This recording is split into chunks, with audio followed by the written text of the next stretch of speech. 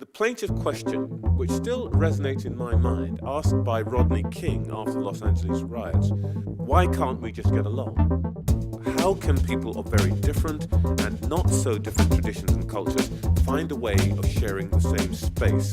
Diversity, one word. Respect. I think it's respect. Open-mindedness. People working together. Lots of cultures able to coexist and tolerate each other. People living in one place from all over the world. Embrace everyone's sort of cultural beliefs and sort of live together.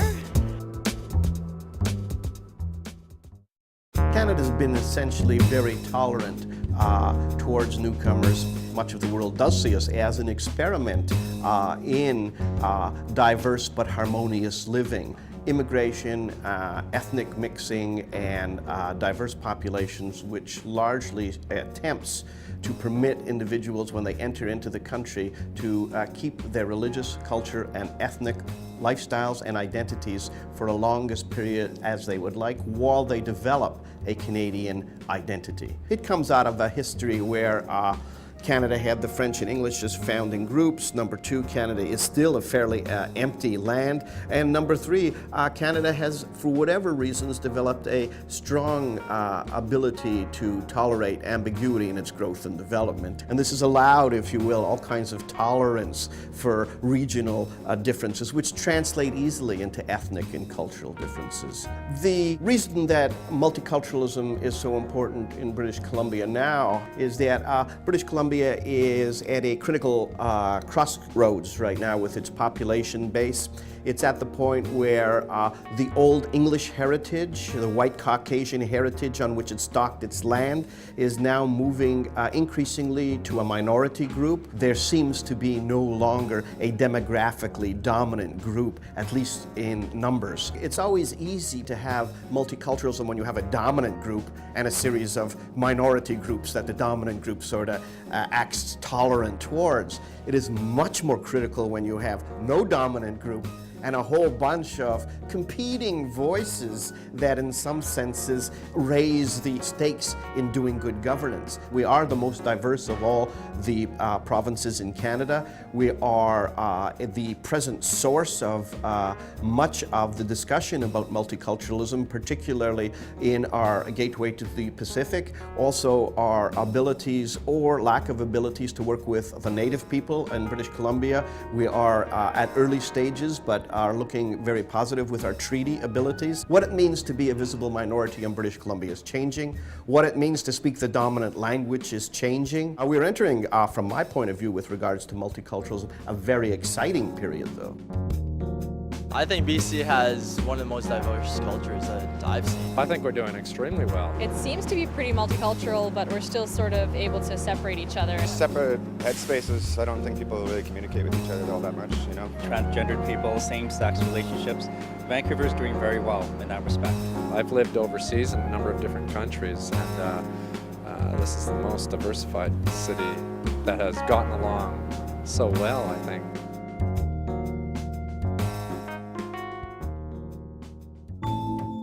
A diverse and inclusive workplace begins with a respect and appreciation for individual differences and is sustained through leadership at all levels of the organization.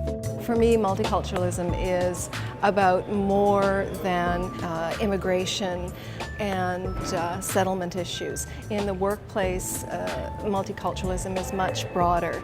It's about diversity of a whole range of attributes and aspects of our identity, whether it's sexual orientation, age, culture, ethnicity, educational experience, all of those individual factors that contribute to who we are and identify the groups that we belong to. Employers must comply with human rights and employment equity laws to ensure equal access, opportunity, and freedom from harassment and discrimination. What is at the heart of making workplaces inclusive and respectful and where people have a sense of belonging?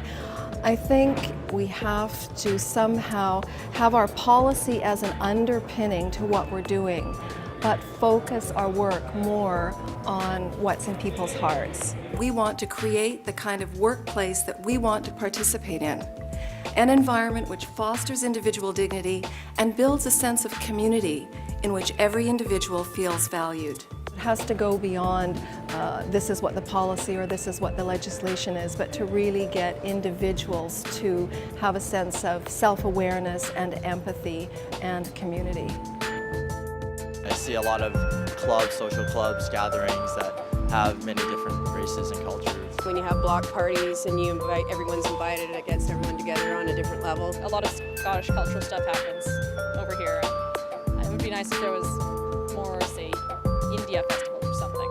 Advertisement, more community sort of notices, and I think that even if we don't, if we're not that culture, I think it's important to sort of embrace everyone's culture. We need to actually break down this issue of diversity and get it into the curriculum, what is being taught at the school level. My name is Paul Pahal. I'm an artist, I'm an educator.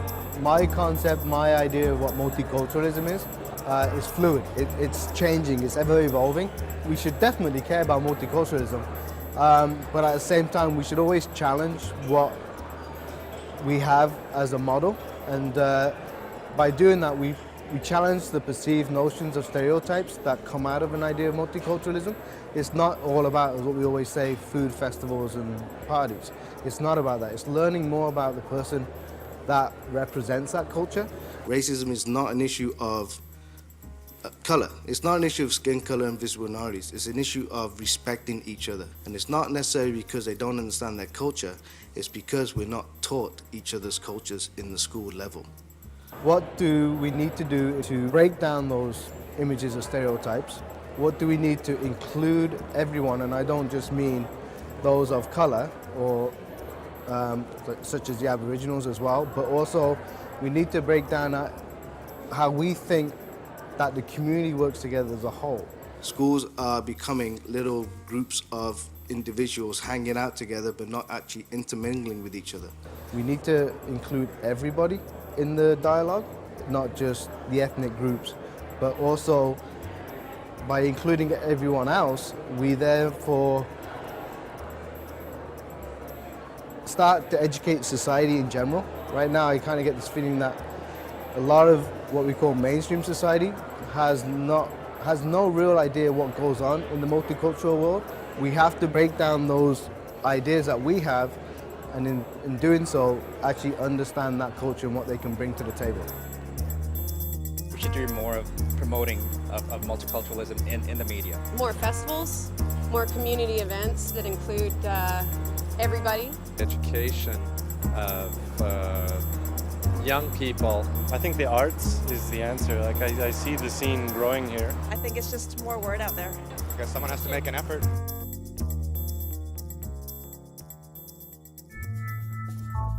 The plaintive question, which still resonates in my mind, asked by Rodney King after the Los Angeles riots over a decade ago, why can't we just get along? How can people of very different and not so different traditions and cultures find a way of sharing the same space?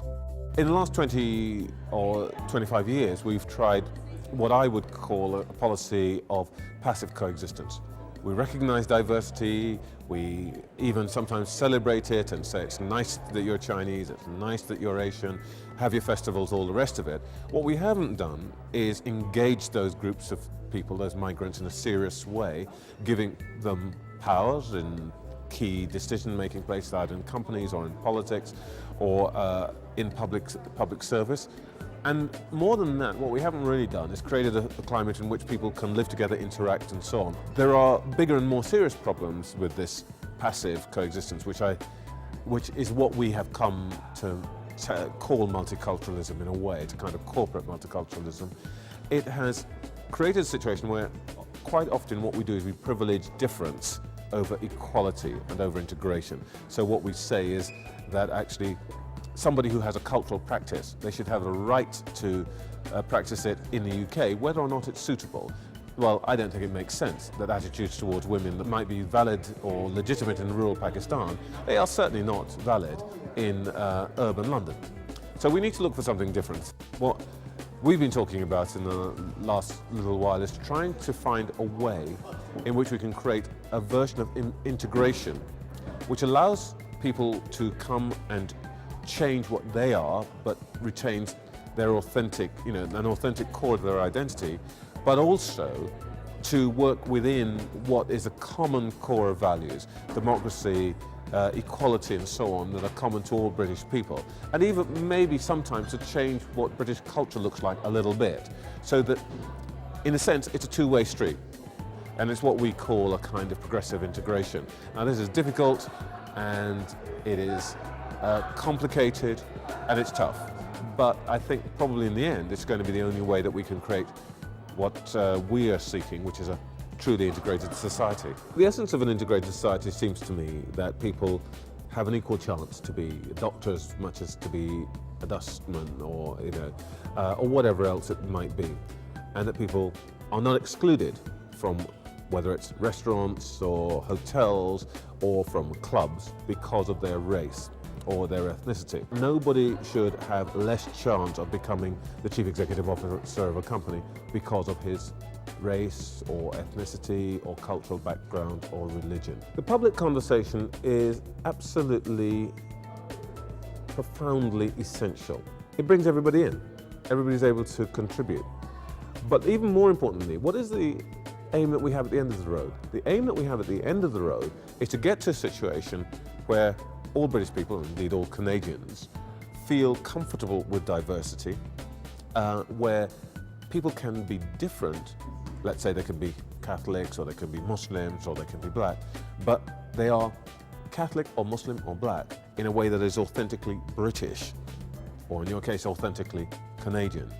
And in order to allow that to happen, people got to talk about what being British means, and what bits of Muslimness, what bits of blackness are consonant with that idea of Britishness, and which bits are not. So you need to have a public conversation to define what are the boundaries and what are the commonalities, so that at the end, someone like me can happily say, I am black and British, and feel completely confident that both terms of that expression are completely authentic and completely me.